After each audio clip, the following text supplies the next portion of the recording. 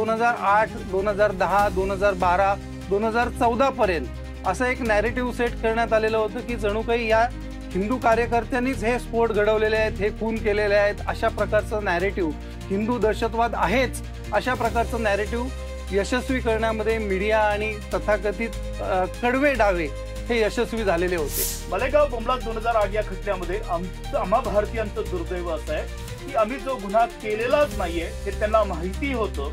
या देशातील सामाजिक, धार्मिक, राजकीय, जे क्षेत्रीय स्तरावरचं, अखिल भारतीय स्तरावरचं जे नेतृत्व होतं तत्कालीन, त्यांची आम्ही नावं घ्यावीत आणि ते जसं म्हणतील त्याला होला हो म्हणावं. न्यायालयामध्ये सुद्धा त्यांनी सांगितलेल्या अभिलेखांवरती आम्ही स्वाक्षरी करावी म्हणून आम्हाला मारहाण केली. दिवसातील 20-20 तास त्या चांबड्याच्या पट्ट्याने आणि त्या काठीने अकांत करून आम्ही गलितग्रात होऊन जोपर्यंत जमिनीवरती पळायचो नाही.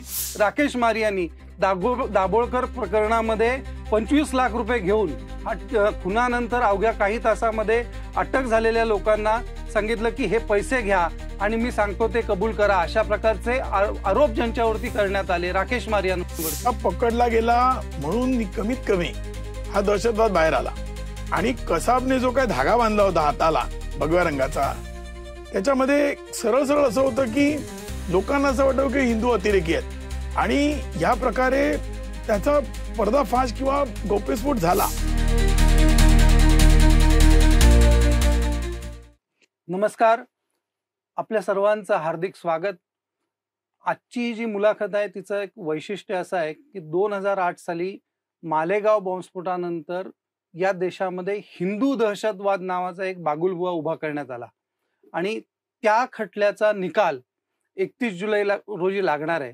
आणि या खटल्यामध्ये ज्या ज्या व्यक्तींना गोवण्यात आलं त्याच्यापैकी एक महत्वाची व्यक्ती म्हणजे समीर कुलकर्णी हे आज आपल्या सोबत आहेत. आणि या खटल्यामध्ये जे जे हिंदू कार्यकर्ते ज्यांना आरोपी ठरवण्यात आलं त्यातल्या अनेक जणांसाठी वकील म्हणून ठामपणे उभे राहिलेले आणि आपल्या अवघ्या महाराष्ट्रातच नाही देशामध्ये ज्यांचं नाव आहे की हिंदू अडचणीत आला की त्याच्या पाठीशी जे वकील म्हणून उभे राहतात ते अधिवक्ता संजीव पुनाळेकर आज आपल्या सोबत आहेत. आजच्या या मुलाखतीमध्ये अनेक गोष्टींमध्ये आपण चर्चा करणार आहोत, परंतु या दोघांकडचे जे मुद्दे आहेत ते मला तर वाटतं की ही मुलाखत एक स्फोटक मुलाखत होणार आहे. कारण एक वस्तुस्थिती या महाराष्ट्राच्या देशाच्या समोर या मुलाखतीच्या माध्यमातून आज येणार आहे. कारण आतापर्यंत असं होतं की 2008, 2010, 2012, 2014 पर्यंत असं एक नॅरेटिव्ह सेट करण्यात आलेलं होतं की जणू काही या हिंदू कार्यकर्त्यांनीच हे स्फोट घडवलेले आहेत, हे खून केलेले आहेत, अशा प्रकारचं नॅरेटिव्ह, हिंदू दहशतवाद आहेच अशा प्रकारचं नॅरेटिव्ह यशस्वी करण्यामध्ये मीडिया आणि तथाकथित कडवे डावे हे यशस्वी झालेले होते. परंतु गेल्या काही वर्षामध्ये महत्वाच्या 3 घटना घडल्या की ज्याच्यामध्ये मोठे मोठे IPS अधिकारी यांनी स्वतः सिद्ध करून दाखवलं की पडद्याच्या मागे आम्ही कशी काळी कृत्य करत होतो. आणि त्याचं एक सर्वोत्तम आणि एक नमुनेदार उदाहरण म्हणजे परमवीर सिंग यांचं, की ज्यांनी अँटिलिया प्रकरणामध्ये अगदी मुख्यालयाचं CCTV फुटेज गायब करण्यापासून, खून करण्यापासून आणि ॲब्स्कॉन्डिंग राहण्यापर्यंत अनेक पराक्रम गाजवले आणि मुंबई पोलीस दलाची इब्रत धुळीला मिळवली.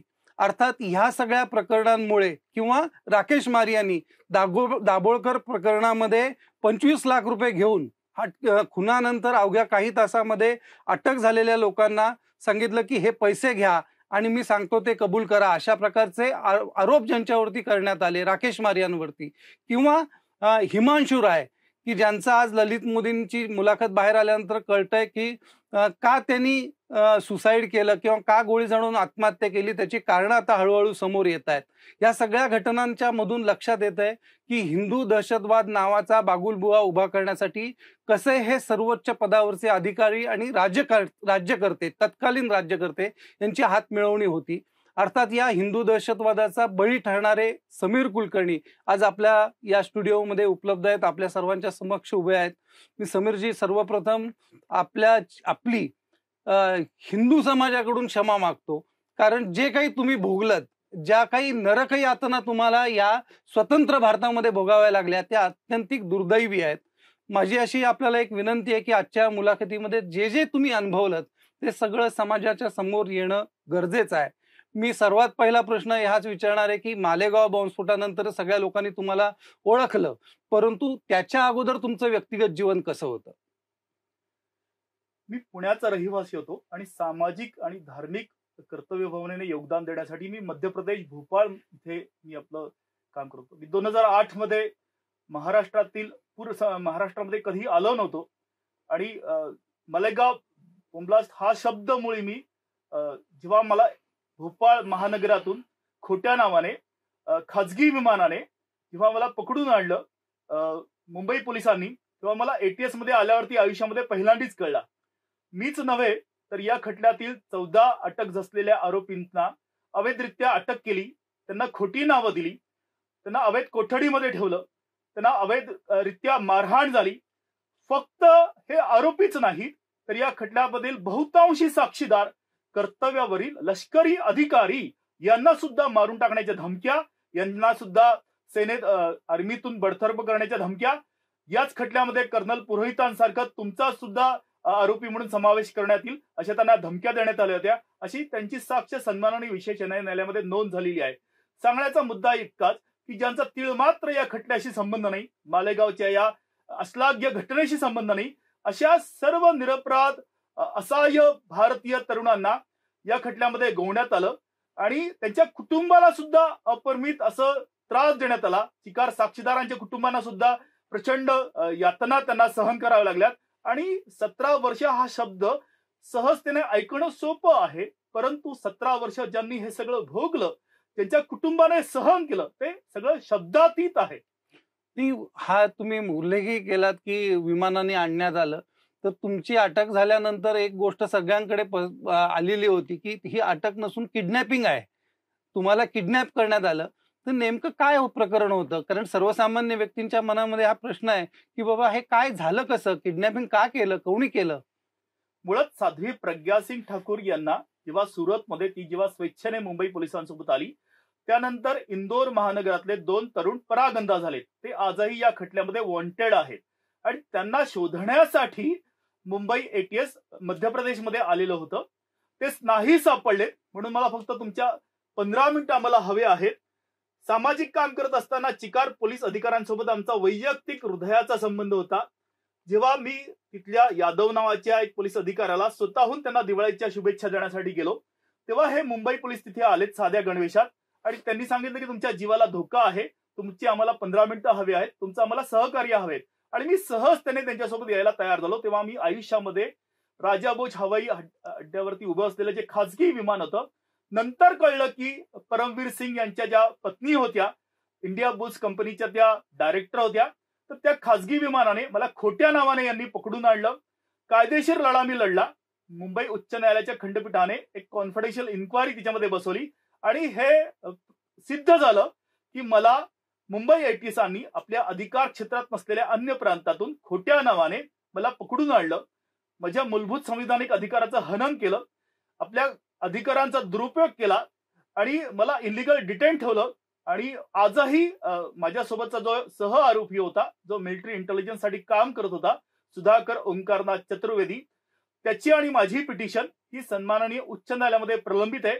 आदरणीय पुनालेकर सर त्यामध्ये अधिवक्ता आहेत आणि गेल्या 17 वर्षापासून जे सत्य पहिल्या दिवसापासून ATSला तत्कालीन UPA गव्हर्नमेंटला माहिती होतं, ते माहिती होऊ नये, कुठलंही सत्य न्यायालयाच्या समोर येऊ नये म्हणूनच हा खटला प्रलंबित ठेवण्यात आला. आमची कुठलीही याचिका जी सत्याच्या आधारित आहे, जी न्यायाचा पक्ष घेणारी आहे, ती प्रलंबित ठेवण्यामध्ये संबंधित आजतागत तरी यशस्वी ठरलेले आहेत.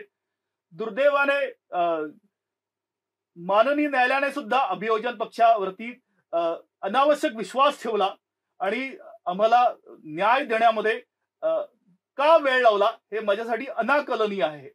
सर, म्हणजे मी तुम्हाला हा प्रश्न विचारू इच्छितो की एकीकडे सर्वसामान्य व्यक्तींना वाटत असतं की एकीकडे मोठमोठे IAS IPS अधिकारी, काही सर्वसामान्य BA BCom झालेली माणसं नाहीत, इतकी उच्च शिक्षित माणसं, मोठमोठे राज्यकर्ते, आणि असं हिंदूंना पकडायचं, खोट्या नावानी त्यांना विमानामध्ये बसवायचं, खाजगी विमानामध्ये बसवायचं, अटक दाखवायची नाही, अशी सगळी कृत्य करायचं, म्हणजे हे येते कुठनं, किंवा अशी धडधडीत वागू कसं शकतात?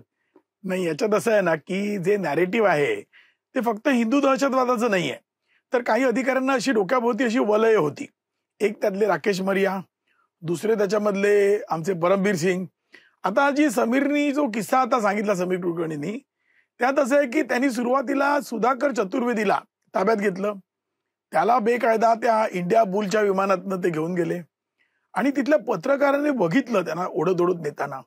त्यातल्या एका शिपायाला बहुतेक माहित नव्हतं की बेकायदा अटक आहे. त्याचं नाव संग्राम सिंग लिहिलं होतं. त्याने सांगितलं संग्राम सिंग. बरं, येताना समीरना सुद्धा त्याच नावाने आणलं आणि त्या हिंदुस्थान टाइम्समध्ये ते छापून आलं. त्यानंतर या आमच्या सुधाकर चतुर्वेदीची जी काय त्यांनी ब्रेन मॅपिंग टेस्ट केली, त्याचा रिपोर्ट माहितीच्या अधिकारात मिळाला. तो जो रिपोर्ट आहे तो अटकेच्या आधीचा आहे आणि तो सुधाकर चतुर्वेदीच्या नावाचाच आहे. या सगळ्या ज्या गोष्टी आम्ही आणल्या तेव्हा आमच्या एक लक्षात असं आलं की परमबीर सिंग सारख्या माणसाने एक इमेज केली आहे आणि यांच्या उच्च शिक्षित असण्याचा किंवा मेरिटवर येण्याचा काही प्रश्न नाहीये. हे एक राज्यकर्त्यांचं आणि या IPS अधिकाऱ्यांचं एक साटलोट आहे. तुम्हाला या केसमधले गंमत सांगतो की समीरजीने आता उल्लेख केला की मारहाण झाली, आर्मीच्या लोकांना वगैरे सुद्धा झाली. गंमत अशी आहे की गेल्या 7-8 वर्षातली जर का तुम्ही वृत्तपत्र पाहिलीत तर अशा बातम्या दिसतील की साक्षीदार फुटला, हा काहीतरी 25वा साक्षीदार होस्टाईल किंवा सरकारच्या विरोधात गेला, फितूर झाला वगैरे. मी तुम्हाला सांगतो, एक सुद्धा साक्षीदार फुटलेला नाहीये. 2014 पर्यंत काँग्रेसचं राज्य होतं, NCPचं राज्य होतं. हे जे सगळे साक्षीदार आहेत त्यातला एखाद दुसरा वगळला तर प्रत्येकाने 2013 पूर्वीच जीवाची बाजी करून, जीवाचा धोका पत्करून, सरकार विरुद्ध बंड पुकारून हे सांगितलं होतं की आमच्या खोट्या साक्षी नोंदवल्या आहेत आणि याला परमबीर सिंग सारखे अधिकारी जबाबदार आहेत. काही व्यक्ती इंदूरच्या होत्या, बैरागी सारख्या, त्या तिथल्या इंदूरच्या न्यायालयात गेल्या होत्या. कॅप्टन नितीन जोशी त्यांनी ह्युमन राईट्सकडे तक्रार केली होती. ते जे रायकर होते त्यांनी सुद्धा सेनाधिकाऱ्यांकडे तक्रारी केल्या होत्या. या सगळ्या तक्रारी 2014 पूर्वी रेकॉर्डवर आहेत. त्यामुळे सरकार बदललं आणि म्हणून आम्हाला काहीतरी वाचवलं आमच्या आरोपींना, असं काहीच झालेलं नाहीये. वस्तुस्थिती उलटी आहे की आम्ही सतत उच्च न्यायालयात जाऊन सांगत होतो की आमची केस ऐका. जस्टिस अभय ओक साहेबांपुढे आमचं प्रकरण आलं तर आम्ही त्यांना सांगितलं की NIA ऍक्ट नुसार दररोज त्याची सुनावणी व्हायला पाहिजे, कारण आम्हाला पकडून ठेवलं, आम्हाला जामीन सुद्धा मिळत नाही आणि ते कायद्यानुसार आहे. त्यामध्ये अभय ओक साहेबांनी असा आदेश दिला की या प्रकरणातली कॉम्प्लेक्सिटीज लक्षात घेता असा आदेश देता येत नाही. मला मोठं नवल वाटलं त्यावेळेला आणि आजही नवल वाटतं. ही घटना 2012ची आहे आणि त्यामुळे आमची ट्रायल रखडून 13 वर्ष आमच्यावर अन्याय झाला. उच्च न्यायालयाकडे आम्ही गेलो ते रिट ऑफ मॅन्डमस विचारण्यासाठी की सांगा तुम्ही त्या न्यायालयाला की दररोज करा तुम्ही सुनावणी. पुढे 6-7 वर्षांनी तोच आदेश त्याच जज साहेबांनी दिला आणि त्यांचं फार कौतुक झालं. म्हणजे खरोखर मला या गोष्टीची खंत वाटते की उच्च न्यायालयात सुद्धा त्यावेळेला आम्हाला न्याय मिळू शकला नाही. याचं कारण या प्रकरणाचं एक वलय होतं आणि आज सुद्धा एक दुर्दैव आहे. जसं समीर आता सांगताना ऐकलं मी, केवढ्या यातना यांनी भोगल्या. आता न्यायालयात काय होईल, निकाल अद्याप व्हायचा आहे. अजूनही न्यायाधीश साहेब तो लिहित आहेत. त्यामुळे नक्की निकाल काय होईल आजच्या घडीला फक्त देवालाच माहिती आहे. पण या प्रकरणात जे रेकॉर्डवर आले त्याच्या आधारे मी बोलू शकतो. तर ते रेकॉर्डवर आलेले असं आहे की हे सगळे फ्रॉड 14 पूर्वी उघडकीला आले होते आणि 14 नंतर जी काही नवी राजवट आली केंद्रातलं मी म्हणत नाही, राज्यामध्ये, त्यामध्ये काही विशिष्ट अधिकाऱ्यांना वाचवावं. त्यामध्ये परमबीर सिंग होते, राकेश मरिया होते, त्यानंतर खानविलकर होते. या सगळ्या अधिकाऱ्यांना वाचवण्यासाठी हे सगळं झालं आणि नंतर NIAने तपास करून त्यांचा रिपोर्ट द्यायला त्यांच्याकडे प्रकरण आल्यापासून जवळपास 5.5 वर्ष लावली आणि सरकार बदलल्यानंतर जवळपास 3-3.5 वर्ष त्यांनी लावली. म्हणजे कोणाला वाचवत होते तर काय आरोपींना वाचवत नव्हते. आरोपींना कोणतीही मदत कोणत्याही सरकारने, राजकारण्याने किंवा IPS अधिकाऱ्यांनी केलेली नाही. हे स्वतःच्या जातभाईंना, स्वतःच्या अधिकाऱ्यांनाच ते वाचवत होते. त्यामुळे हा आणखी एक मोठा अन्याय आहे. हा या आरोपींवर झालेला एवढा मोठा अन्याय आहे की लोकांची एक गैरसमजूत आहे की काहीतरी राजकारणात बदल घडला म्हणून ते वाचले. मी तर असं म्हणतो की 12 मध्ये आम्हाला आदेश मिळाला असता तर 14-15च्या अगोदर, त्या निवडणुकीच्या अगोदरच या केसचा निकाल लागला असता आणि आम्ही ATSचा धुवा एरवी उडवला असता. त्यामुळे यामध्ये काही नाही. आणि आता शेवटची गोष्ट सांगतो की आता काही मुसलमान आरोपी ट्रेन ब्लास्ट बदले सुटले, त्यांच्यावर ताशेरे झालेत. आता त्या प्रकरणात सुद्धा तेच अधिकारी आहेत, तोच सुनील माने आहे, तोच खानविलकर आहे, तोच सुनील कदम आहे. याच व्यक्तींनी साधी पग्यासिकांना मारहाण केली, याच व्यक्तींनी इतर आरोपीची तपासणी केली. म्हणजे हे गुन्हेगारी प्रवृत्तीच्या या प्रकारच्या पोलीस अधिकाऱ्यांच्या कंपूला हाताशी त्यांनी धरलं. त्या परमबीर सिंग किंवा राकेश मरियाला तुम्ही उच्च विभूषित किंवा मेरिटोरियस नाही म्हणू शकत. अगदी हे सुद्धा गुन्हेगार आहेत आणि यांना शिक्षा व्हायला पाहिजे. अगदी यंत्रणाच यंत्रणेला वाचवते हे त्याच्यातनं हे येतं.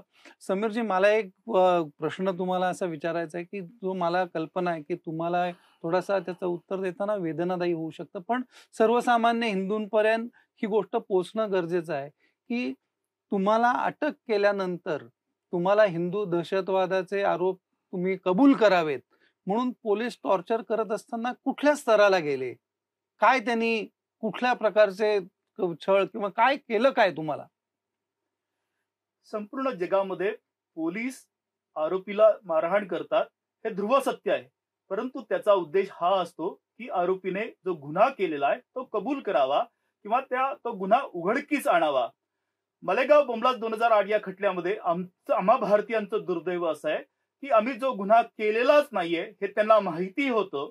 या देशातील सामाजिक, धार्मिक, राजकीय जे क्षेत्रीय स्तरावरचं, अखिल भारतीय स्तरावरचं जे नेतृत्व होतं तत्कालीन, त्यांची आम्ही नावं घ्यावीत आणि ते जसं म्हणतील त्याला होला हो म्हणावं. न्यायालयामध्ये सुद्धा त्यांनी सांगितलेल्या अभिलेखांवरती आम्ही स्वाक्षरी करावी म्हणून आम्हाला मारहाण केली.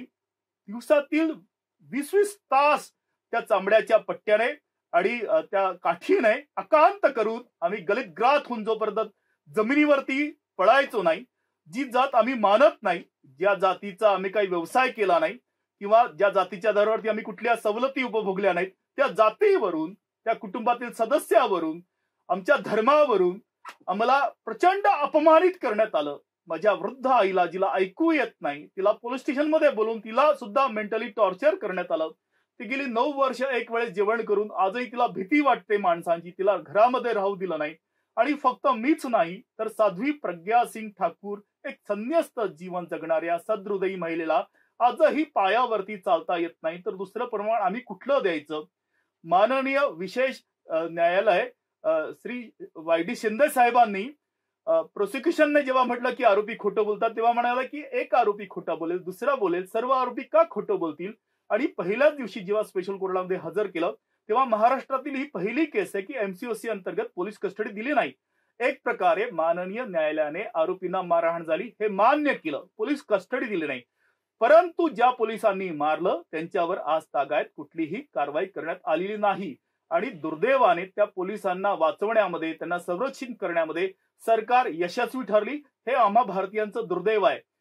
ज्यांनी फॅब्रिकेट केला एव्हिडन्स, म्हणजे मालेगाव बोंबलाच 2008 या खटल्यामध्ये ओरिजिनल FIR नाहीये, झेरॉक्स 164 स्टेटमेंट वरती आमची 9 वर्ष केस चालली, आमचे ॲफिडेव्हिट्स नाहीयेत, कन्फेशनल स्टेटमेंट्स नाहीयेत, जो इलेक्ट्रॉनिक एव्हिडन्स म्हणून आम्हाला सांगितला तो वेळेवरती एव्हिडन्स रेकॉर्ड करताना तो चाललाच नाही, त्या CD वगैरे काही ती चाललीच नाही. ज्या अधिकाऱ्यांनी याचं नेतृत्व केलं ते तोंड लपून बसलेत. मी त्याला परमवीर नाही म्हणत, मी त्याला परमक्रूर सिंग म्हणतो, कारण या पवित्र भरत भूवरती कधी कुठल्या आक्रमणकार्यांनी किंवा नाही इंग्रजांनी इथल्या राष्ट्रभक्तांना, धर्मनिष्ठांना, संतजनांना ते अश्लाघ्य शब्दाचा उच्चार करून त्यांना अपमानित केलं नाही विश्वपटलावरती. ते शब्द म्हणजे हिंदू आतंकवाद आणि भगवा दहशतवाद, आणि हे पाप तत्कालीन UPA गव्हर्नमेंटने केलं. शरद पवार असेल, दिग्विजय सिंग असेल, सोनिया गांधी असेल, सुशील कुमार शिंदे असतील, शिवराज पाटील असतील, हे कोणी साधी माणसं नाहीये, तर राष्ट्राचं नेतृत्व करणारी आहे. बहुसंख्यक हिंदू समाजाच्या मतांच्या आधारावरती सत्ता उपभोगलेली ही मतं आहेत, मतांच्या आधारावरती सत्ता भोगलेली ही माणसं आहेत. परंतु 2009चं लोकसभेचं इलेक्शन डोळ्यासमोर ठेवून अनन्वित अत्याचार फक्त माझ्यावरतीच नाही तर सर्वच आरोपींवरती आणि बहुतांशी साक्षीदारांवरती यांनी केलेला आहे. माननीय न्यायालयाने सुद्धा खटला चालवताना हे आश्चर्य व्यक्त केलेलं आहे की असं कसं होऊ शकतं म्हणून. आणि मला पूर्ण विश्वास आहे आजही मी राष्ट्रपती महोदय असतील, सर्वोच्च न्यायालयाचे न्यायमूर्ती महोदय असतील आणि उच्च न्यायालयाचे सुद्धा सन्माननीय न्यायमूर्ती महोदय असतील की आम्हाला न्याय म्हणजे फक्त आमच्या निर्दोषत्वावरती सन्माननीय विशेष न्यायालयाने शिक्कामोर्तब करू नये, तर ज्या अधिकाऱ्यांनी आपल्या अधिकारांचा दुरुपयोग केला, आम्हाला अवैध कोठडीत ठेवलं, आम्हाला मारहाण केली, आमचं आयुष्य उद्ध्वस्त केलं, माननीय न्यायालयाचा सातत्यपूर्ण विश्वासघात केला, करदात्या भारतीय नागरिकांचा पैसा उधळला, तर त्यामुळे या सगळ्याला कोण जबाबदार आहेत, याला कोण उत्तरदायी आहेत आणि ज्यांनी कायद्याचा दुरुपयोग केला त्यांना शासन होणं संयुक्तिक नाही का? ती अगदी म्हणजे तुम्ही सांगताय त्या वेदना, मला तर असं वाटलं की ही मुलाखत जे बघतायत तर त्यांनी ही तातडीने आपल्या प्रत्येक हिंदू बांधवापर्यंत पोहोचवली पाहिजे. कारण स्वतंत्र भारतामध्ये कशा प्रकारे यंत्रणा निरपराध लोकांचा छळ करतात त्याचं एक मोठं उदाहरण आहे. आणि ते का, तर तत्कालीन काँग्रेस गव्हर्नमेंटला या देशामध्ये हिंदू दहशतवाद नावाचा एक बागुलबुवा सिद्ध करायचा होता की हिंदू पण दहशतवादी आहेत. त्याच्यासाठी कशा प्रकारे निरपराध लोकांना किती क्रूरपणाने ठार, म्हणजे अक्षरशः ठारच मारण्याचा प्रयत्न केला. कारण मी त्यावेळेला वर्तमानपत्रामध्ये बातमी वाचली होती की साध्वी प्रज्ञा सिंग यांच्यावरती एका मुसलमान महिलेने जेलच्या मध्ये त्यांच्या चेहऱ्यावरती, मानेवरती, हातावरती वार केलेले होते, पण त्याची बातमी कोणी दाखवली नाही. तुम्हाला देखील असा जेलमध्ये अनुभव आला का? हो, नक्कीच. कारण ज्या ठिकाणी आम्हाला कारागृहातल्या अंडा सेलमध्ये ठेवलेलं होतं तो अतिसुरक्षा विभाग होता. तो अंडा सेल होता. जवळजवळ 10 कुलपानंतर आमच्या सेलमध्ये आम्हाला बंद करण्यात येत होतं. एवढी सुरक्षितेमध्ये आम्हाला ठेवलेलं असताना सुद्धा त्या ठिकाणी हार्डकोर क्रिमिनल्स होते, ज्यांनी 3, 5, 10 निर्दोष भारतीयांची हत्या केलेली होती. सगळे गँगस्टर्स होते, दाऊद गँग्स असतील किंवा अन्य बॉम्बलास्टचे आरोपी असतील. आणि त्यांच्यासाठी ही एक भूषणावह गोष्ट असायची की एखादा नवीन गुन्हा करणं याच्यासाठी ते आसुसलेले असायचे. प्रचंड फंडिंग त्यांना देण्यात आलं. पण सुदैवाने काही प्रामाणिक जेलचे अधिकारी होते आणि त्यांनी ते उघडकीस आणलं. उदाहरणार्थ ही हत्यारं पकडण्यात आली, विषबाधा करून यांना संपवायचं असं पण षडयंत्र करण्यात आलं. पण आम्ही सजग होतो अनुभवांती, आणि कारागृह प्रशासनाने सुद्धा काळजी घेतली, म्हणून आम्ही चुकून त्या मध्यवर्ती कारागृहांमध्ये जिवंत राहिलो. आम्हाला जेव्हा कारागृहाच्या बाहेर काढण्यात यायचं तेव्हा संपूर्ण जेल बंद करायचे.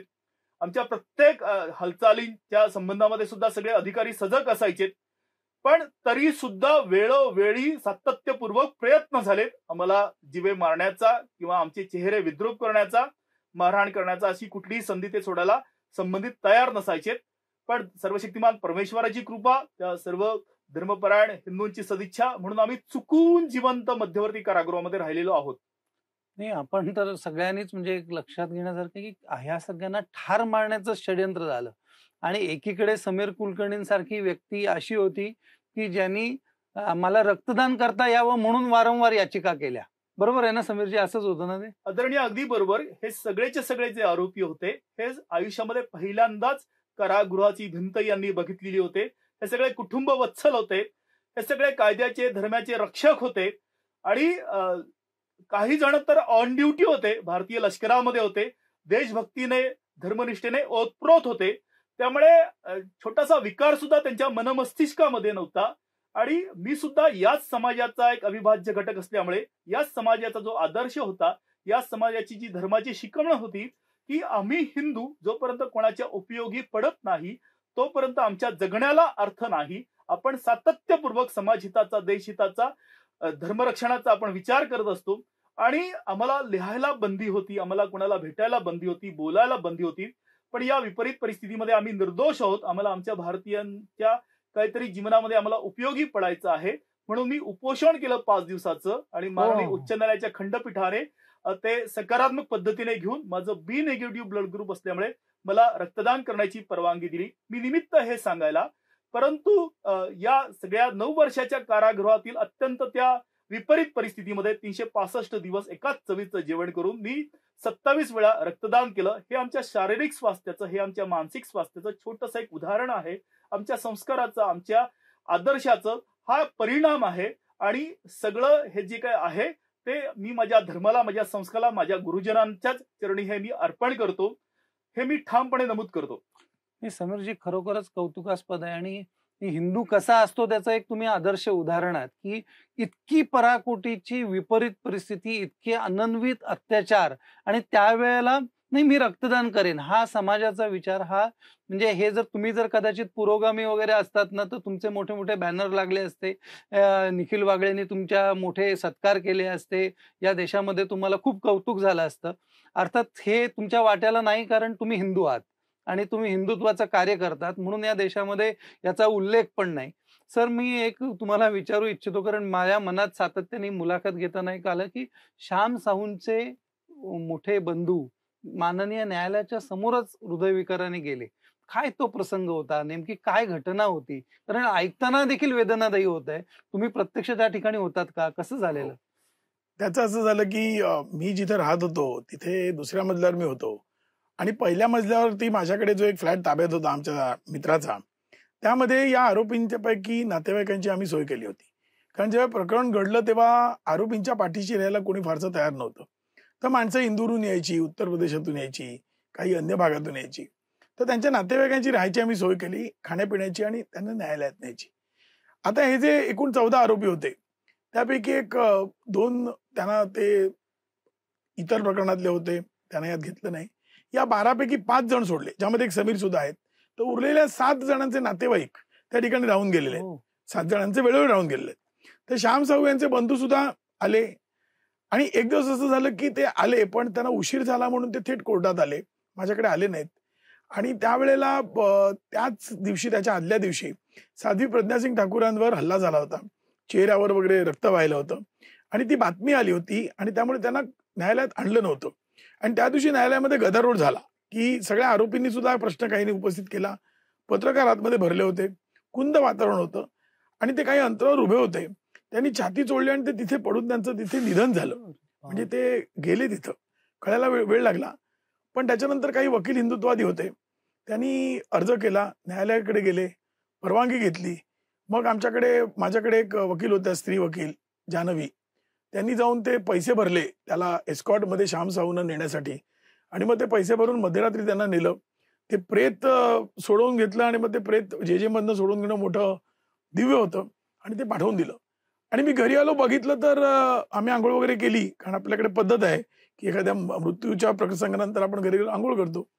आणि मी टीव्ही लावला तर तिथेही कुठे बातमीच नव्हती, आणि ती कुठंच आली नाही बातमी. आणि आज सुद्धा बहुतेक लोकांनाही माहिती नाहीये.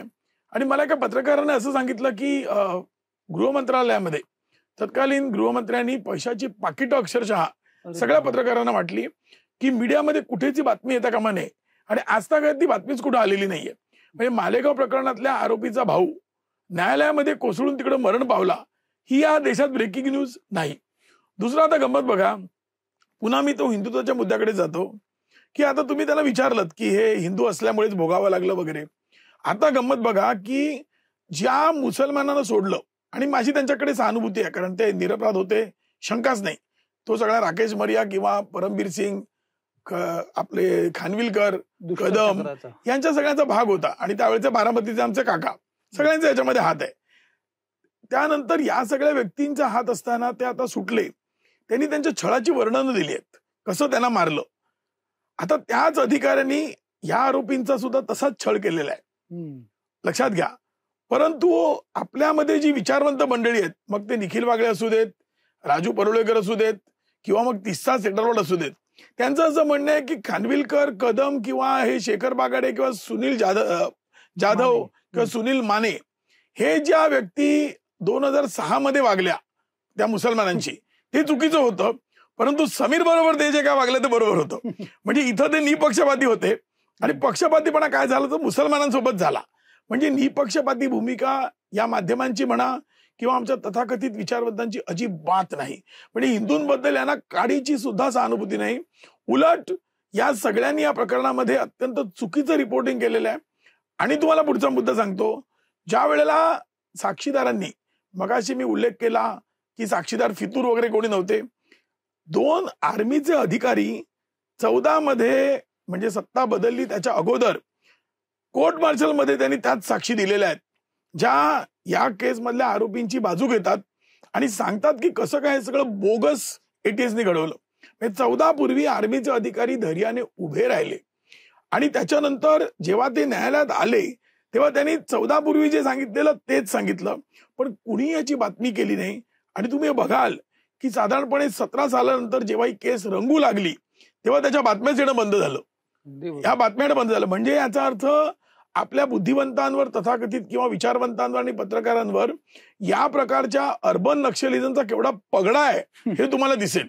अतिशय विकृत बुद्धीची माणसं आहेत, आणि त्यामुळे अशी माणसं असल्यामुळेच म्हणजे ह्या लोकांवर जबाबदारी आहे की पहलगाम सारखे प्रकार करायचं धैर्य जे अतिरेक्याने येतं, त्यांना माहिती आहे की देशामध्ये तथाकथित बुद्धिवंत आहेत, हे आपली बाजू घेणार आहेत, हे याला प्रतिक्रिया म्हणणार आहेत, हे माहीत असल्यामुळे पहलगाम होतं. म्हणजे जसं एखादा मनुष्य अश्लील चित्रपट बघून बलात्काराला प्रवृत्त होतो, तसं या बुद्धिवंतांमुळेच या देशाचं नुकसान होतंय. त्यामुळे या लोकांवर खरोखरच हे खरे दोषी या आणि विशेष करून महाराष्ट्रातले हे जे तथाकथित विचारवंत आहेत हे कमालीचे द्रोही आहेत आणि यांनी एवढी महापाप इथे केलेली आहेत की देशाचं आणि राज्याचं आणि हिंदुत्ववाद्यांचं प्रचंड नुकसान त्यांनी केलेलं आहे. हे मला तर निश्चितपणे दिसतंय सर की हे मालेगाव बॉम्बस्फोटाचा निकाल जेव्हा लागेल, जेव्हा वेळेला निर्दोषपणे यांची मुक्तता होईल, निर्दोष म्हणून जर सिद्ध झाले तर हेच पुरोगामी लोक छाती पिटणार आहेत. आणि ज्या वेळेला समीर कुलकर्णींचे दात तोडले त्यावेळेला यांचे दात बसलेले होते, दातखिळी बसलेली होती. ही तर महाराष्ट्रातली वस्तुस्थिती आपण सर्वच हिंदू अनुभवतोय. समीरजी, मला एक तुम्हाला प्रश्न विचारायचा की या सगळ्या याच्यामध्ये वकील हा एक खूप महत्वाचा दुवा असतो. तुम्ही तुमची केस पूर्णतः स्वतः लढवलीत. मला असं वाटतं की हे एक वेगळं उदाहरण आहे की स्वतःवरती अन्याय झाल्यानंतर न्यायालयाच्या समोर उभं राहायचं आणि मी माझी केस लढवेन असं म्हणणं, ह्याला सुद्धा एक मोठी निधडी छाती लागते. हे सगळं तुम्ही केलं कसं आणि ह्या सगळ्याचे वकिली हे प्रवास कसा होता? म्हणजे आदरणीय दादा, सर्वशक्तिमान परमेश्वराला स्मरून मी ठामपणे आपणास सांगू इच्छितो की दिवाळीच्या दिवशी आम्हाला संध्याकाळी अटक दाखवली कागदोपत्री आणि लक्ष्मी पूजनाचा जो भारतीयांचा सर्वोच्च उत्साहाचा उल्हासाचा जो सण असतो अशा दिवशी आम्हाला सन्माननीय नाशिकच्या न्यायालयामध्ये हजर करण्यात आलं की आम्हाला कुठलीही मदत कोणाची मिळू नये आणि आम्ही सुद्धा आपली देशाची ही व्यवस्था आहे आणि निर्दोष आहोत म्हणून आम्ही माननीय न्यायालयामध्ये पहिल्या दिवसापासून या क्षणापर्यंत वकील दिलेला नाहीये, कारण आम्ही निर्दोष आहोत म्हणून. आणि डे वन आम्ही नार्को टेस्टला, ब्रेन मॅमिक टेस्टला आणि पॉलिग्राफ टेस्टला आम्ही तयार झालो. तशी माननीय न्यायालयाची ऑर्डर घेऊन आमची टेस्ट करण्यात आली, बहुतांशी आरोपीची करण्यात आली आणि त्या सर्व अहवालांमध्ये सर्व आरोपी हे निरपराध आहेत, निर्दोष आहेत हे अभिलेख माननीय न्यायालयामध्ये संबंधित एटीएस तपास यंत्रणेने दाखलच केले नाहीत. आम्ही ते माहिती अधिकारांतर्गत मिळून ते दाखल केलेले आहेत, पण आम्ही त्याच्यावरती विश्वास ठेवत नाही असं म्हणून ते रेकॉर्डवरती त्या खटल्याच्या निर्णयामध्ये त्याचा सहभाग होऊ नये म्हणून अभियोजन पक्ष या क्षणापर्यंत यशस्वी ठरलं. दादा, अजून एक दुसरी गोष्ट अशी आहे की या खटल्यामध्ये असं एकमात्र श्रद्धेय संजीव पुनालेकर सर आहेत की ते पहिल्या दिवसापासून पूर्णतः अपरिचित होते.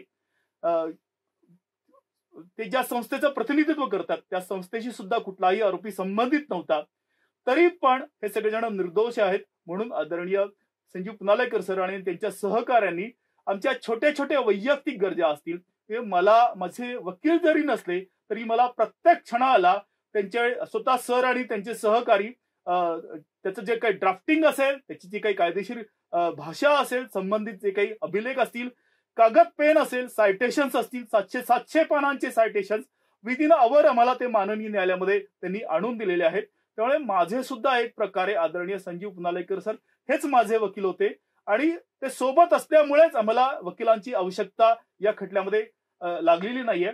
फक्त न्यायालयीन लढ्यासाठीच आदरणीय पुनालेकर सरांनी आम्हाला कर्तव्य भावनेने सहयोग केला, नाही तर सगळेच्या सगळे आरोपी हे मुंबईच्या बाहेरचे होते. त्यामुळे हक्काचं, आपलं एक विश्वासाचं असं त्यांचं ते कार्यालय होतं न्यायालयाच्या जवळचं आणि त्यांचं घर सुद्धा नेहमी सताड उघडं असायचं. त्यांच्या कुटुंबातील सदस्य असतील, आदरणीय ऍडव्होकेट ईशाताई असतील, तर हे सगळे आमच्या कुटुंबाचे एक प्रकारे घटक होते. या सगळ्या विपरीत परिस्थितीत आम्ही जिवंत देव नाही बघितला, पण जर आम्हाला सांगायची वेळ आली तर आम्ही ठामपणे नमूद करू की श्रद्धेय पुनालेकर सर हे साक्षात त्या सर्वशक्तिमान परमेश्वराचे अंश बनून या खटल्यामध्ये आले. यांचं एक कर्तृत्व मी ठामपणे सर्व भारतीयांना सांगू इच्छितो.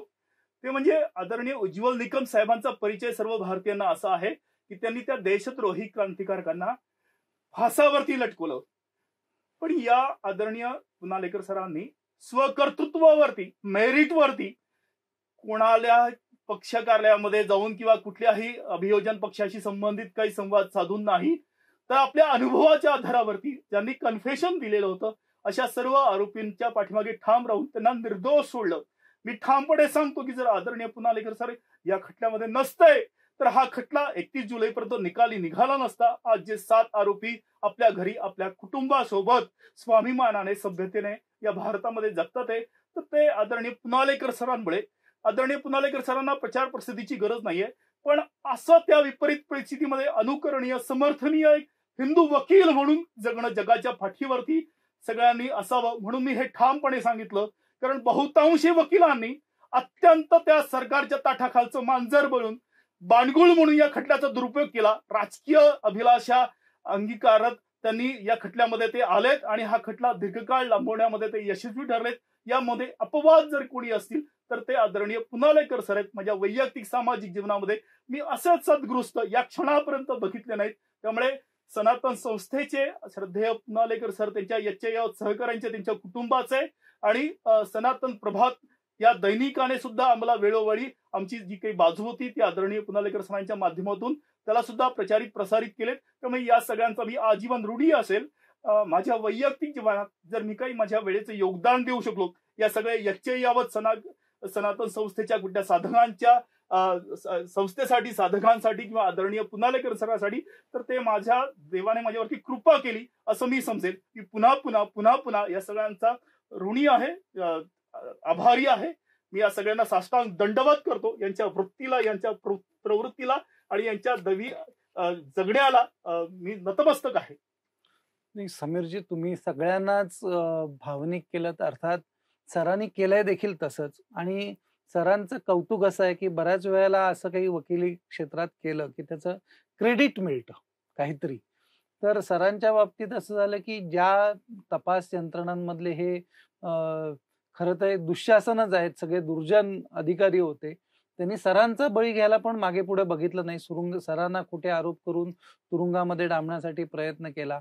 आपण स्वातंत्र्यवीर सावरकर काही बघितलेले नाहीत, भगतसिंग बघितलेले नाहीत, राजगुरू बघितलेले नाहीत, त्यांचा इतिहास फक्त आपण वाचलेला आहे.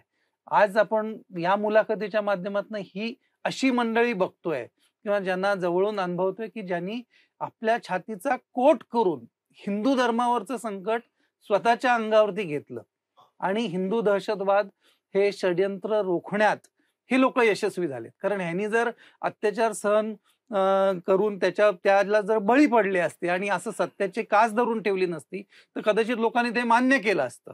कारण कसाबच्या हाताला भगवा धागा बांधून त्याला पाठवण्यात आलं होतं. सर जरा त्याविषयी थोडंसं सगळ्यांना सांगावं, कारण ती घटना ह्या सगळ्या प्रकरणापेक्षा विलुप्त राहू शकत नाही. कारण 26/11चा प्लॉट काय होता नेमकं, श्रीबानी पण त्याच्यावरती हू किल्ड करकरे सारखं एक काहीच पुरावा नसलेलं पुस्तक लिहिलं आणि त्याचीच चर्चा जास्त झाली. म्हणजे समीरजीने सांगितलं याची महाराष्ट्राच्या पटलावरती राजू परुळेकरने चर्चा केली नाही, कुठल्याही पुरोगाम्याने चर्चा केली नाही आणि हे सगळं दडपण्यात आलं. पण कसाबच्या भगव्या धाग्याबद्दल कोणीच बोललं नाही.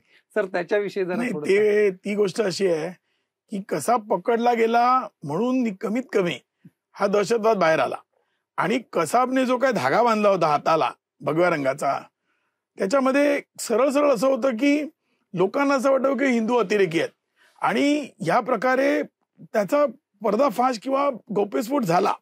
यातली दुसरी गोष्ट अशी आहे, तुम्ही याला सांगतो की अबू जुंदालला आपण पकडलं. अबू जुंदालची मातृभाषा मराठी आहे आणि तो मराठवाड्यातला आहे. त्यामुळे आता खरं म्हणजे असा प्रश्न माझ्या पुढे आहे की उरलेले जे 11 अतिरेकी मारले गेले ते पाकिस्तानातून आले म्हणजे ते पाकिस्तानी होते की मराठवाड्यातून तिकडे गेले होते. आता याचा तपास सुद्धा त्यावेळेच्या राज्यकर्त्यांनी केला नाही. खरं म्हणजे त्या 11 जणांपैकी काही जणांची ओळख पटली, त्यांची प्रेतं घेतली नाहीत. पण मला असा आज एक ठामपणे विश्वास आहे की त्यातले 5-6 जण हे मराठी भाषिक युवक आहेत, मराठवाड्याचे आहेत आणि हे अबू जुंदालच्या बरोबरीचे आहेत, त्याच्या टीम मधले किंवा गँग मधले आहेत. आणि मुश्रीफांनी जे काही त्याच्यामध्ये लिहिलं की ते कामा हॉस्पिटलला मराठी बोलत होते, मी मुश्रीफांची एकदम सहमत आहे, एकदम सहमत आहे. ते युवक मराठीच होते पण ते हिंदू होते का? मुश्रीफ हे मराठी आहेत, हिंदू आहेत का? तर तो दहशतवादी हा मराठी भाषिक होता. माझं आजही म्हणणं आहे त्या जे अतिरेकी होते 12-13 त्यातले बहुतांश अतिरेकी मराठीच होते, मराठवाड्यातून गेले, ट्रेनिंग घेऊन आले आणि त्यामुळे ही माहिती असल्यामुळे मुश्रीफांनी दामटून खोटं लिहिलेलं आहे. म्हणजे मराठी म्हणजे तो हिंदू, नशीब त्यांनी संस्कृत म्हटलं नाही. आता पुढच्या वेळेला कोणाला तरी पाठवतील तर संस्कृत शिकून पाठवतील ते, म्हणजे सांगायला मोकळे की हिंदुत्ववादी आहेत म्हणून. तर त्यामुळे हा धागा वगैरे बांधणं. आणि आणखी एक गोष्ट सांगतो की विक्रमने पुस्तक लिहिलं मालेगाव बॉम्बस्फोटामागील अदृश्यात, त्यामध्ये त्यांनी यातल्या बऱ्याच गोष्टी लिहिल्या. त्यानंतर एनआयला चार्जशीट दाखल करायला 4 वर्ष लागली. जे विक्रमने पुस्तकात लिहिलं तेच त्यानंतर चार्जशीट मध्ये आलं. म्हणजे जो तपास 17 मध्ये त्यांनी दिला तो विक्रमने 2013 साली केला होता. त्याला काही कोणी बक्षीस दिलं नाही, उलट त्याला नंतर अटक झाली. पुढचा मुद्दा असा आहे की हे सगळं करताना एनआयने दिलं किंवा आरडीएक्स ठेवलंय तर ते एटीएसने ठेवलंय, परंतु पुढे एनआयने तपास केला नाही. म्हणजे आता गमत बघा, या सगळ्या प्रकरणामध्ये मुसलमानांचा प्रश्न आला की सगळे कसे संरक्षणाला उभे राहतात पहा. आज सुद्धा एक जाहीर चर्चा या मुश्रीफांच्या पुस्तकावर आपण घेणार आहोत का? आता निकाल येईल, जो काय यायचा तो येईल, परंतु मुश्रीफांचं पुस्तक आणि विक्रमचं पुस्तक, मुश्रीफ काय म्हणतात, माझं सरळ आव्हान आहे मुश्रीफांना, तुम्ही समीर कुलकर्णीच्या समोर बसा आणि वादवक्तृत्व करा. आपण एक प्रोग्रामच ठेवू की 5 मिनिटं समीर बोलतील, 5 मिनिटं तुम्ही बोला. एका तासामध्ये नाही तुम्ही तिथून पळून गेलात तर माझं नाव मी बदलेन. ही भेकड माणसं आहेत, ही कडव्या विचारसरणीची आहेत, ही दाढी वगैरे ठेवत नाहीत, परंतु यांचे विचार हे हिंदू द्वेषाचे आहेत. एवढं द्वेष्ट पुस्तक, एवढं घाणेरडं पुस्तक त्यांनी लिहिलं, त्याबद्दल खरं म्हणजे त्यांच्यावर देशद्रोहाचा खटला व्हायला पाहिजे. त्यांचे बंधू आज मंत्री आहेत. मी आज सुद्धा मागणी करतो की ह्या निकालपत्राचं सोडाच, परंतु जी रेकॉर्डवर आलंय ते सरकारने घ्यावं आणि त्याच्या आधारे लोकांची दिशाभूल केल्याबद्दल, अफवा पसरवल्याबद्दल या मुश्रीफांवर, एस ए मुश्रीफांवर देशद्रोहाचा खटला चालायला पाहिजे. अगदी बरोबर आहे सर. म्हणजे सगळं जर बघितलं तर हा पूर्ण एक प्रकारचा पॅन आहे की ज्याच्यामध्ये पोलीस अधिकारी, यंत्रणा, अनेक IAS ऑफिसर, प्रशासन, राज्यकर्ते, हे सगळ्याची साठवलोट आहे आणि या देशामध्ये एक नॅरेटिव्हची लढाई तर लढली जाते. आज दुर्दैवाने ह्या सगळ्या व्यक्तींना सगळं भोगावं लागलं.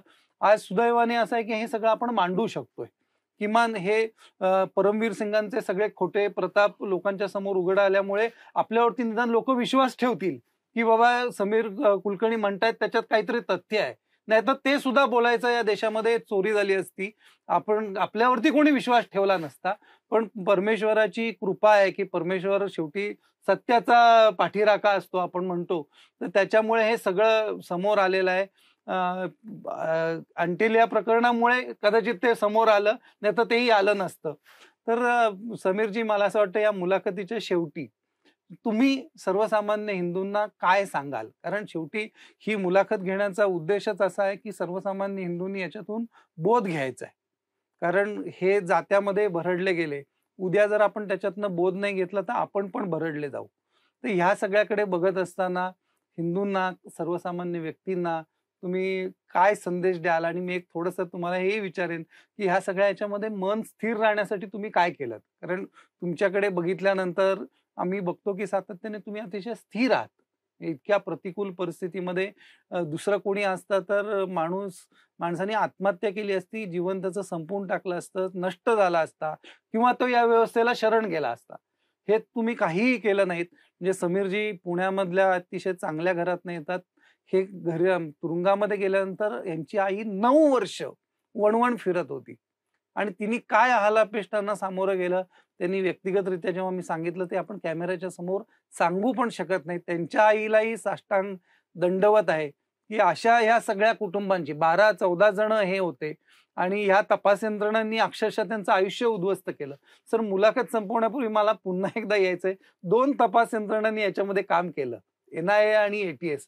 ह्याच्यामधलं कॉन्ट्राडिक्शन पण जरा कृपया सगळ्यांना सांगा ना. आधी समीर त्यांचं उत्तर देतील, जगाला काय सांगायचं.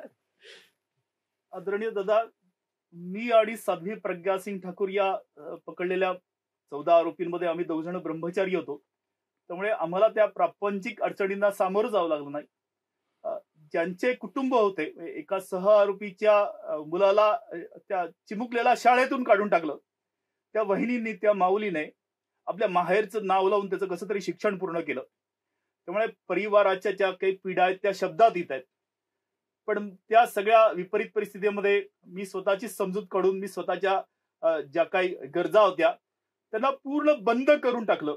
आणि कारण न संपणाऱ्या अडचणी आणि गरजा होत्या. त्यामुळे मी 9 वर्ष कारागृहामध्ये कोणाला भेटायला नाही बोलवलं, मी कोणाला पत्र नाही लिहिलं, कोणाला फोन नाही केला आणि मी सक्षम समर्थ नव्हतो. त्यामुळे माझ्या कुटुंबाची काळजी सुद्धा ज्यांनी घेतली त्यांच्याबद्दल कृतज्ञता आहे.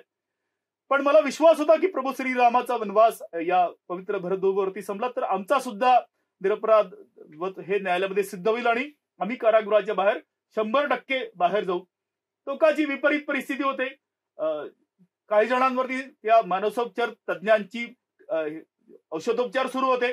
एका सहआरोपीला त्या ठाण्याच्या मेंटल हॉस्पिटलमध्ये ऍडमिट पण करावं लागलं होतं. कारण 45 दिवस सूर्य नाही, हवा नाही, आवाज नाही. पूर्ण अंधार डोळ्यासमोर. पण तुम्ही जर म्हणजे एक वेळेस तुम्हाला जेवण नसलं तरी पण चालतं, पण तुम्हाला ते विचार करायला काही ना काही खाद्य असणं संयुक्तिक असतं. म्हणून कुठली एखादी राष्ट्रीय समस्या कागदावरती शब्दबद्ध करायची, त्याचा समाधानाचा मार्ग प्रशस्त करायचा, असं रोज ते मी आणि आमचे काही सहकारी लिखाणकाम आम्ही करायचो, वाचन करायचो. आणि सगळ्यात मोठं म्हणजे 3 महिन्यांनी मला रक्तदान करायचंय. म्हणजे त्या विपरीत परिस्थितीमध्ये सुद्धा ते 16, 17, 18 माझं हिमोग्लोबिन असायचं. आणि असा जर उद्देश तुमच्या डोळ्यासमोर असेल तर त्या विपरीत परिस्थितीमुळे सर्वशक्तिमान परमेश्वराच्या कृपेमुळे मी मात करू शकलो. पण आमचे सहकारी जे होते ते अपवाद ठरलेत, कारण त्यांच्या कौटुंबिक जबाबदाऱ्या प्रचंड मोठ्या होत्या आणि खूप मोठा विश्वासघात होता. न संपणारा तो सगळा काही अविश्वासाच्या त्या 3 महिन्यात सुटणार, 6 महिन्यात सुटणार हे जे काही सदोदित काही जण सांगत होते, तर ते धादांत खोटं सदोदित ते सुरू होतं. त्यामुळे सगळेजण निराश उदास होते. 8-8 दिवस आंघोळी पण काही जण नाही करायचे. एवढ्या विपरीत परिस्थितीमध्ये सगळेजण ते ज्यांच्यावरती कुटुंबाच्या मोठ्या जबाबदाऱ्या होत्या त्या जगत होत्या. पण अनंत कृपा सर्वशक्तिमान परमेश्वराची माझ्यावरती, आणि या सगळ्यांना धीर देण्याच्या याच्यामध्ये माझ्यावरती पण एक तो संस्कार व्हायचा. त्यामुळे मी ते सगळे कारागृहातले दिवस हे सहजतेने मी काढू शकलो. पण सर्वशक्तिमान परमेश्वराचं खूप मोठं यामध्ये योगदान आहे असं मला तरी वाटतं. तुम्ही ज्या 2 एजन्सी म्हणालात त्याबद्दल मी तुम्हाला सांगतो की एनआयएने तपास केला, त्यांच्या पुढे काही पर्याय नव्हता. एटीएस फक्त वेळ काढत होती आणि मग तो एनआयएने सुद्धा काढला. खरा तपास खरं म्हणजे यातल्या आरोपींनीच केला. म्हणजे ह्यामध्ये असं होतं की आरोपींनी माहितीच्या अधिकारात साक्षीदारांच्या माध्यमातून जे पुढे आणलं, हा खटला 12 किंवा 11ला सुरू झाला असता तरी 14 पर्यंत आम्ही तो संपवला असता. त्यात वेळ काढूपणा झाला. 17 वर्ष आज त्यानंतर होतोय. इतका उशीर झाला. एवढा मोठा अन्याय आहे. आणि काल मी काही वृत्तपत्रात वाचलं की ते त्या बेस्ट बेकरी याच्या हा जो ट्रेन ब्लास्ट झाला त्यामध्ये अपील काहीतरी न्यायालयाने 11-12 वर्षांनी ऐकलं. आमची जी याचिका आहे ज्यामध्ये चतुर्वेदीच्या वतीने एक याचिका आणि समीर कुलकर्णींची एक याचिका आहे, ती सुद्धा गेली 12 वर्ष पेंडिंग आहे. न्यायालयाला ऐकायला वेळ नाहीये विविध कारणांसाठी. न्यायालयावर टीका करणं बरोबर नाही, मी ती करत नाही. पण त्यामध्ये सुद्धा एक रेकॉर्ड आहे की 12 वर्ष आमची याचिका न्यायालयाने ऐकलेली नाहीये आणि वेळोवेळी ती मेन्शन केलेली आम्ही, परंतु न्यायालय म्हणतं ऐकू, त्यात काय घाई आहे. अशा प्रकारचे चालू आहे. दुसरी गोष्ट अशी की तुम्हाला आणखी एक सांगायचं राहिलं मगाशी की यामध्ये जे काही विचारवंत बुद्धिवंत आहेत त्यांचा एक ढोंगीपणा बघा. त्यांचं म्हणणं असतं की या देशामध्ये हिंदू आतंकवाद आहे आणि हिंदू आतंकवाद्यांना फेवर केलं जाते, त्यांच्यावरती मेहरबानी दाखवली जाते आणि मुसलमानांना दाबलं जाते. माझं म्हणणं आहे व्यवस्था आहे ती कोणालाही दाबते आणि अतिरेकाचा विचार किंवा दहशतवादाचा विचार वेगळा करायचा आहे. व्यवस्था काय कोणाला पोसत वगैरे नाही, राजकारणी जरूर करतात. इथं मुद्दा आहे की एकाही विचारवंताने मुसलमानांची बाजू घेताना ज्या अधिकाऱ्यांनी, मी नाव घेतो सुनील माने, अंटालिया प्रकरणात नाव आलं त्याचं, हा केवढा मोठा गुन्हेगार आहे जगाला कळलं, हा तुरुंगात आहे आणि हा खरा म्हणजे सगळ्यात मोठा दहशतवादी आहे सुनील माने. अशा अधिकाऱ्यांची नावं आल्यावर मला एक बुद्धिमंत दाखवा महाराष्ट्रातला, एक बुद्धिमान माणूस ज्याला आपण बुद्धिमान म्हणतो. तिस्ता सेटलवाड असतील, राजू बरोडेकर असतील, निखिल वागळे असतील आणि कोणी भले भले संपादक असतील, भले मोठ्या मोठ्या व्यक्ती आहेत, त्या राणा अयूब आहेत, यांनी एका तरी पोलीस अधिकाऱ्याचं नाव घेतलं का हो? एका म्हणजे आम्ही परमबीर सिंगांचं सरळ नाव घेतोय. याच्यावरून कळतं की देशभक्ती कोणाची आहे. आम्ही देशासाठी आहोत. आम्ही या अधिकाऱ्यांची नावं घेतो, आम्ही व्यवस्थेशी लढतो. तुम्ही व्यवस्थेशी नाही लढत आहात, तुम्ही लढतात ते आमच्याशी. तुम्ही आमची नावं घेताय आणि या अधिकाऱ्यांना पाठीशी घालतायत. पण आज सुद्धा सुनील मानेचे हे सगळे समर्थक आहेत. नाही तर बोला ना, सुनील मानेचा कुठे कुठे हात होता, होऊ द्या चौकशी. गेल्या 25 वर्षात त्याने काय केलं, होऊ द्या चौकशी. परमबीर सिंगांनी काय केलं, होऊ द्या चौकशी. परंतु हे सगळे विचारवंत मिंधे आहेत, हे मिंधे आहेत. त्यामुळे हे काही करणार नाहीत. एनआयए आणि एटीएस यांच्यावर टीका झाली, गोष्टी झाल्या, या सगळ्या एकतर्फी होत्या. सगळेच अनुभव समीरजी तुम्ही सांगितलेले सुन्न करणारे आहेत, अतिशय वेदनादायी आहेत, हिंदूंचे डोळे उघडणारे आहेत. आता हिंदूंच्या समोर एवढाच फक्त प्रश्न आहे की आपण हा अन्याय सर्वसामान्य व्यक्तीपर्यंत पोहोचवणार का. कारण काय की हे आपण ऐकलं तर आपण स्वतःला काहीतरी सुशिक्षित म्हणवतो, पण महाराष्ट्रातल्या 11 कोटी जनतेमधली 80% जनतेला या सगळ्या गोष्टीची कल्पनाच नाहीये. ते बिचारे दैनंदिन गरजा आणि याच्यामध्येच व्यस्त आहेत. आणि या देशामधले पुरोगामी लोकांनी असा काही चेहरा निर्माण केलेला आहे की जणू काही आम्हीच तारणहार आहोत. आणि ते एका मागोमाग एकेका संघटनेचा, एकेका व्यक्तीचा, एकेका राष्ट्रभक्त व्यक्तीचा बळी घेण्याचा प्रयत्न करतायत. समीर कुलकर्णी ही आज या मुलाखतीतलं आपण त्यांना एक प्रतिनिधी म्हणून बोलवलं, कारण याच्यामध्ये रामजी कलसंग्रा असतील किंवा कर्नल पुरोहित असतील, सुधाकर चतुर्वेदी असतील, मेजर उपाध्याय असतील, ह्या सगळ्या व्यक्तींना बोलवलं ना, तर ह्याच्यातल्या सगळ्या वेदनांचा अक्षरशः महासागर आहे की एकेकाच्या जीवनातली उद्ध्वस्त झालेली त्यांचं व्यक्तिगत जीवन, त्यांचं सामाजिक जीवन, त्यांची प्रतिष्ठा आणि त्यांनी हिंदू धर्माच्या रक्षणासाठी केलेले प्रयत्न, या सगळ्याच्या खरं तर मुलाखती व्हायला पाहिजेत. मला तर असं वाटतं की आपल्या भागामध्ये ज्या ज्या ठिकाणी तुम्हाला शक्य असेल तिकडे समीर कुलकर्णींना बोलवा आणि त्यांना त्यांच्या भावना सर्वसामान्य व्यक्तीपर्यंत पोहोचवण्याची संधी द्या, कारण हे आपल्या प्रत्येक हिंदूंचं, प्रत्येक संघटनेचं कर्तव्य आहे. कारण आपल्या धर्मासाठी त्यांनी हे सगळ्या हाल अपेष्टा सोसलेल्या आहेत. हे काही पाकिटमार किंवा कुठल्या तरी मंगळसूत्र चोरीच्या किंवा गुन्हेगारी क्षेत्रातले लोक नाही आहेत, हे की ज्यांनी हिंदू धर्माच्या रक्षणासाठी आपल्या सर्वांचे हिंदूंचे कोट बनून त्यांनी आपल्यासाठी काम केलेलं आहे. संजीव पुनाळेकर सरांच्या बाबतीत तर म्हणजे आपण कल्पनातीत आहे. समीरजींनी ज्या भावना व्यक्त केल्या त्या सगळ्या भावनांशी आम्ही सगळेजण पूर्णतः 100% सहमत आहोत की अशा व्यक्ती फार विरळ्या असतात. अर्थात त्यांनी आपल्यासाठी खूप सहन केलेलं आहे. ही मुलाखत म्हणजे एक प्रकारचा सोशल मीडियावरचा काहीतरी एखादा एपिसोड आहे इतकं समजून सोडून देऊ नका, कारण ही एक मुलाखत म्हणजे आपल्या हिंदूंच्या समोर आलेलं ज्वलंत उदाहरण आहे, हिंदू धर्माची कहाणी आहे. तर ही आपण प्रत्येक व्यक्तीपर्यंत पोहोचवण्याचा प्रयत्न केला पाहिजे. अर्थात यतो धर्म ततो जया, जिथे जिथे धर्म असतो तिथे विजय होतो. म्हणून ह्यांनी अत्याचार सहन केले तरी सुद्धा आज विजय यांचा होणार आहे. आणि ज्यांनी यांच्यावरती अत्याचार केले ते याची देही याची डोळा आपल्याला त्यांचा चेहरा फाटताना दिसतोय.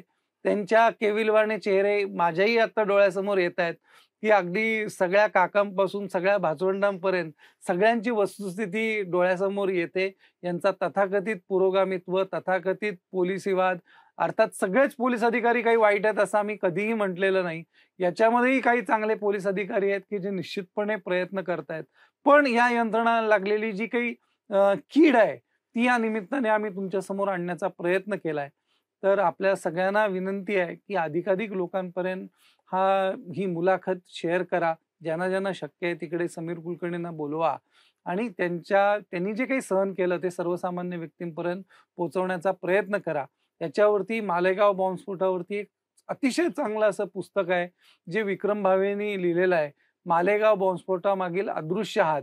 हे पुस्तक अधिकाधिक जणांनी वाचा. ते ऑनलाईन पण उपलब्ध आहे. ज्यांना उपलब्ध नसेल त्याची लिंक आम्ही या ठिकाणी देऊ. ते पुस्तक आवर्जून वाचा ही आपल्या सगळ्यांना विनंती. धन्यवाद.